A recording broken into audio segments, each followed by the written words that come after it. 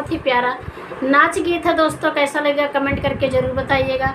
Video देखने से पहले अगर आप लोग हमारे चैनल पे नए हैं तो आप लोग वैष्णवी लोकगीत चैनल और प्रीति लोकगीत चैनल को सब्सक्राइब कर लीजिएगा, लाइक कीजिएगा, शेयर कीजिएगा और वीडियो देखने के बाद कमेंट करके ज़रूर बताइएगा। तो चलिए सुनाते हैं आप सभी को।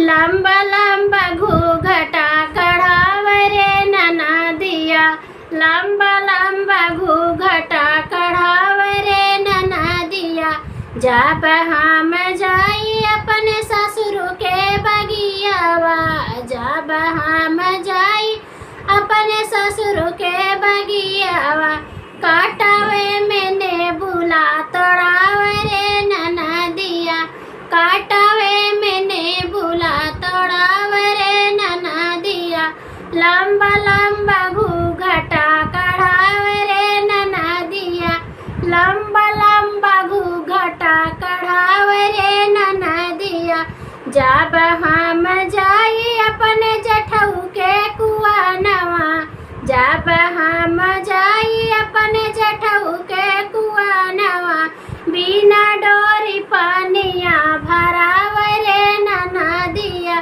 बिना डोरी पानिया भरावरे ननदिया, लंबा लंबा घूंघटा कढ़ावरे ननदिया, लंबा लंबा घूंघटा कढ़ावरे ननदिया, जब हम जाई अपने पिया के अंगनवा, जब हम जाई अपने पिया के अंगनवा, आंगने में झगड़ा मचावरे ननदिया, आंगने में झगड़ा मचावरे ननदिया, लंबा लंबा घूंघटा कढ़ावरे ननदिया, लंबा लंबा घूंघटा कढ़ावरे ननदिया। गीत कैसा लगा कमेंट करके ज़रूर बताइएगा।